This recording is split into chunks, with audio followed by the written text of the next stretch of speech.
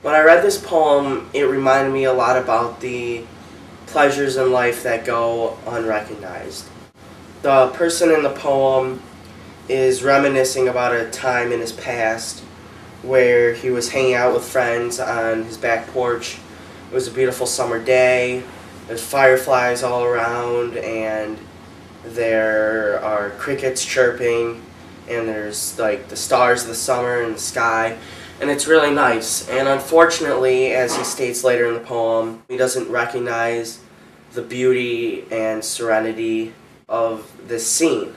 You could tell he's regretful and disappointed in this, that he can never go back to the time. It taught me that you should take advantage of every opportunity you have and just seize that moment. When I was reading the poem, it had me thinking about what my coach always tells us, that there's no reason to force us to run. If we don't want to run, if we don't like doing what we're doing, then we should just hand in our uniform and quit. You're only a teenager, you're only in high school for a certain amount of time, and you should really do what you love during that time, because if you don't, you'll regret it.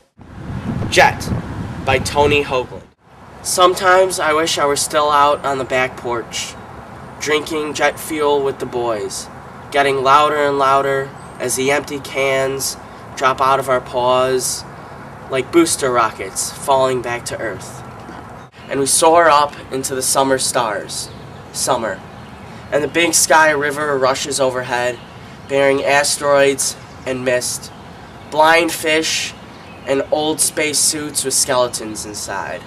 On Earth, men celebrate their hairiness, and it is good. A way of letting life out of the box, uncapping the bottle and letting the effervescence gush out of the narrow, usually constricted neck. And now the crickets plug in their appliances in unison.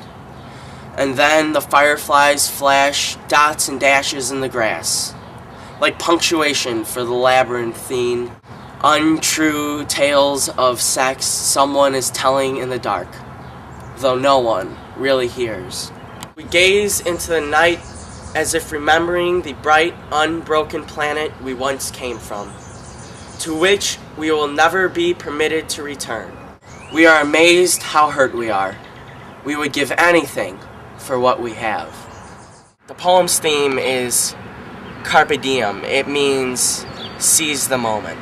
The poem connected to me personally because it really taught me to take advantage of what's offered to me. When I came to high school, I found cross country and track. Sometimes during certain races, I would say to myself, oh, it's my freshman year.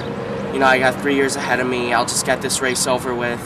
I don't need to try that hard. I would get a personal record in the 2 mile or something and be really content with it. And I would just tell my coach, oh, I don't really feel like running the next race because I'm tired. And I really look back on that and I regret it, because now that I have my 3rd stress fracture in 3 seasons, I haven't really had the opportunity to run in almost 2 years. I haven't had the opportunity to complete a whole season since the beginning of sophomore year.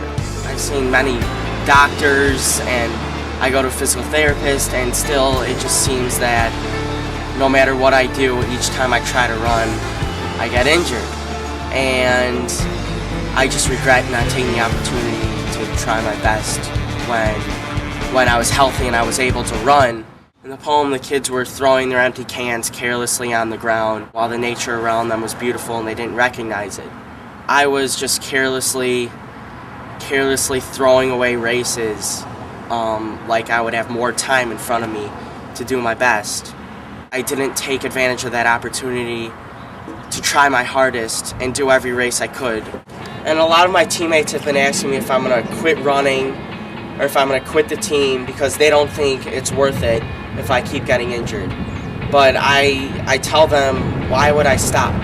I don't think I'm going to stop anytime soon. I'm going to take advantage of every little opportunity I have to run. And I love the feeling of running, and I would just never give that up.